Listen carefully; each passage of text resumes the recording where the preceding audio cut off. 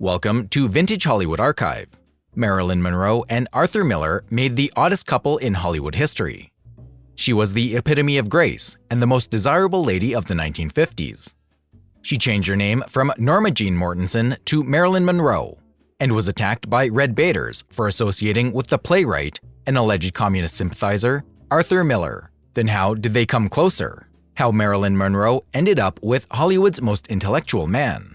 Make sure to watch the video until the end and join our wonderful community by subscribing to the Age of Vintage channel if you are new here. Marilyn Monroe and Arthur Miller's relationship. The first impression. Monroe and Miller first met in 1951 on a movie set and remained friends for 5 years. Marilyn Monroe was the epitome of pop culture's idea of sexual attractiveness, but everyone was baffled that what did she see in Miller? She was extremely beautiful. She was the most successful, so it was easier to understand why Miller married her. Why wouldn't anyone have? But Monroe was inspired by Miller for some different reasons. Monroe was broken, and all she needed was someone who could understand her. She saw that person in Miller, who she thought could not only appreciate her artistic potential, but also understood her deeply. In a documentary, Miller recalled something he said to her many years before their marriage. "I said, 'You're the saddest girl I've ever met.' A smile touched her lips as she discovered the compliment I had intended.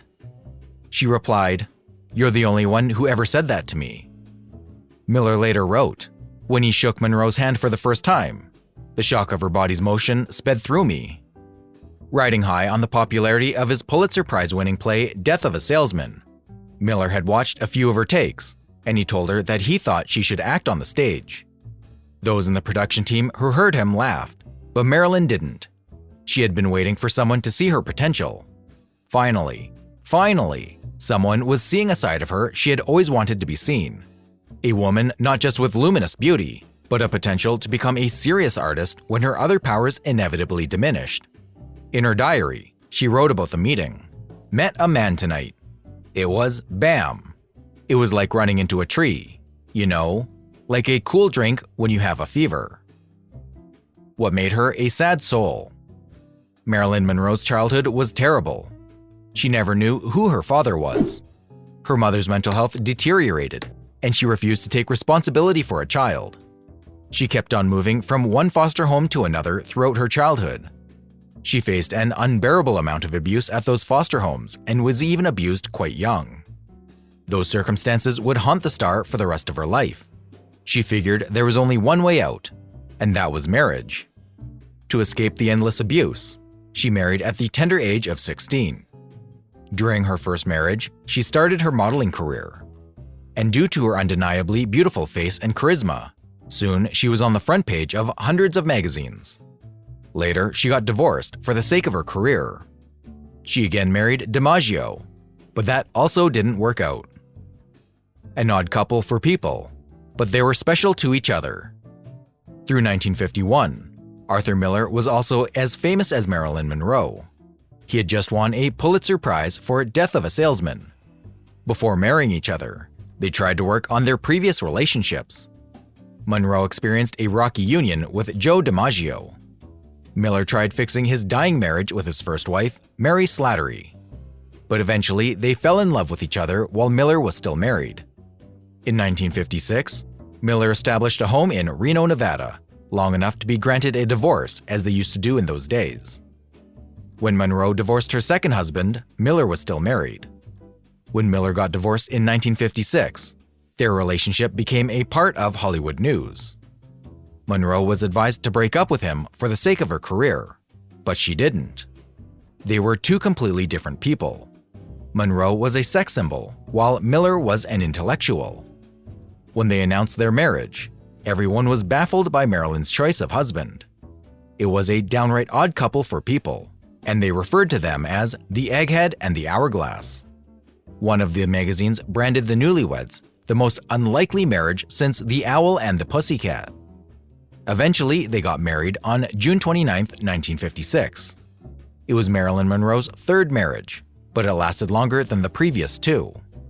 According to Vanity Fair, Monroe wrote, I am so concerned about protecting Arthur, I love him, and he is the only human being I have ever known that I could love not only as a man to which I am attracted to, practically out of my senses about, but he is the only person that I trust as much as myself. Despite her dumb blonde image, an intellectual saw a deeper side of her, but unfortunately, their marriage didn't last long. They couldn't have kids. Marilyn Monroe wanted to have a child from Miller, but unfortunately, she could never carry a pregnancy to term. She had 2 miscarriages between 1956 and December 1958. The reason behind the problems she experienced with pregnancy was believed to be her alcohol and drug abuse. However, she also had endometriosis, which increases the risk of miscarriage. Their marriage was a disappointment for both. This marriage benefited Arthur, and the rumors circulated that Arthur had wed Marilyn for political reasons. They were happy together in their early married life, but he couldn't give her as emotional support as she expected. Her dilemma faded the glamour for him. Once, she found Miller's journal entry where he confessed he was disappointed in her and that she embarrassed him in front of his other egghead friends. According to Marilyn, he also wrote, "The only one that I will ever love is my daughter," though Miller could not recall writing that. That was obviously a pointless excuse. Nevertheless, it was a blow from which the marriage would never recover, and things went steadily from bad to worse. In the screenplay of 1961's The Misfits, which he wrote to give Monroe the last chance to show her dramatic skills, Miller made his feelings on their relationship public, while clearly basing Rosalind's sweet but neurotic character on her personality. The shoot was a disaster, and they divorced shortly after. While talking to 60 Minutes in 1987, he said, "She was a super sensitive instrument, and that's exciting to be around until it starts to self-destruct." Divorce followed by The Misfits.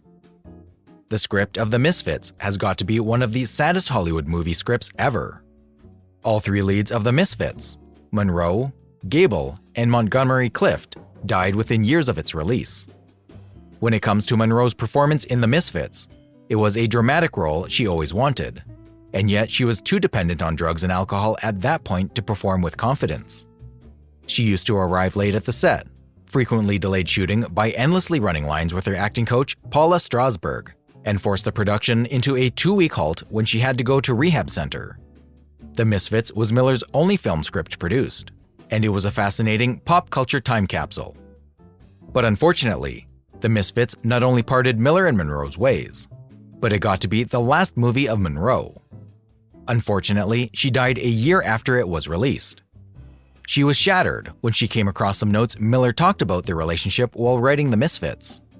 She wrote in her diary around that time, "I guess I have always been deeply terrified to really be someone's wife, since I know from life one cannot love another, ever really.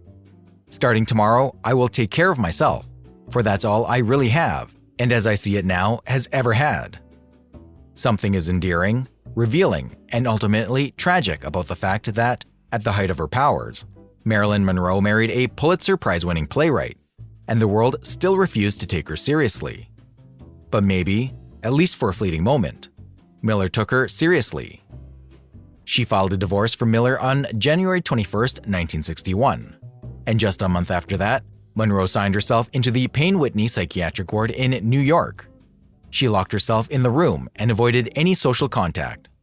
Eventually, her second husband, Joe DiMaggio, managed to get her out. Death. Monroe's housekeeper, Eunice Murray, found her dead early on August 5, 1962. Her side table was full of antidepressants. It was reported as a suicide by overdose of barbiturates.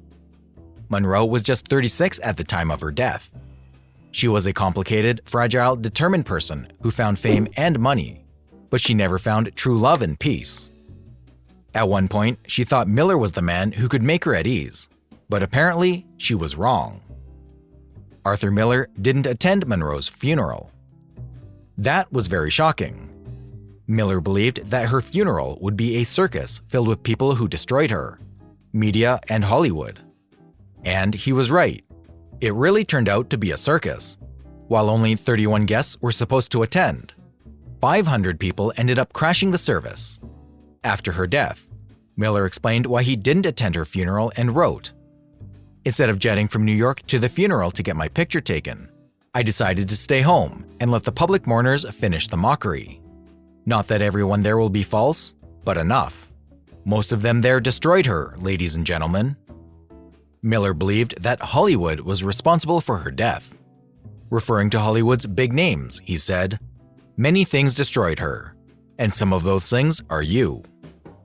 Now as you stand there weeping and gawking, glad that it is not you going into the earth, glad it is this lovely girl who you at last killed." Their love letters. One of Miller's love letters to Monroe sold for $43,750 at auction in 2014. Miller's biographer, Charles Bigsby, told the New York Times, "It was a really over-the-top Tom Cruise jump-on-the-couch kind of letter." Read Marilyn Monroe's very racy letter from Arthur Miller, a People magazine headline urged once its contents were made public. It has been rumored that there remains a box of about 100 letters that Monroe wrote to him somewhere among Miller's archive. However, Bigsby has said that he is skeptical that such a collection exists. I hope it does, and I hope it's never found. Was Arthur Miller failed as a husband? Many of Monroe's fans believe that Miller didn't deserve her. But if you look at the practical side, Marilyn had mental issues all her life. The movies she made when she became famous all had to deal with a mentally fragile, scared, and heavily insecure woman. Then to get hooked on the drugs and alcohol only added to her problems. There wasn't a man who could actually deal with the turmoil this woman had inside her. It's draining as hell, trying to help and love someone like Monroe. Later, maybe DiMaggio, but again, he could only be there to ease her. But Monroe couldn't even save herself. She didn't want to end up like her mother, but the seed was in her, and there was no way she could get around her issues. Many people still see Monroe as the cultural icon or the abused Norma Jean who needed to be saved. The writings she left behind only offer fragments of what's going on in her head and her marriages. She did write that she and Arthur Miller were in love, and he was one of the few people who saw her for who she really was. Before their marriage, she said she felt so alone because most people she met could not do this. Based on the words from both of them, they grew apart over time, which happens more often when two public figures get married. People also have to remember that Monroe was psychologically damaged and suffered from drug addiction. On top of that, she was one of the most famous people in the world. Arthur later admitted that he was not equipped to deal with everything that came along with those issues. Beyond what little they have publicly shared, everything else is only speculation. It would not be wrong to say that the only people who knew what was really going on in the entertainment industry during that era were the psychiatrists. Even the press knew very little, but whatever they heard was private and remained so as it should. Today, several decades after her death, Marilyn Monroe is still one of the most recognizable faces not only in Hollywood, but in the whole world. If you liked this video, give it a thumbs up, and don't forget to subscribe if you are new here. Let us know in the comments section about what do you analyze about Miller and Monroe's relationship.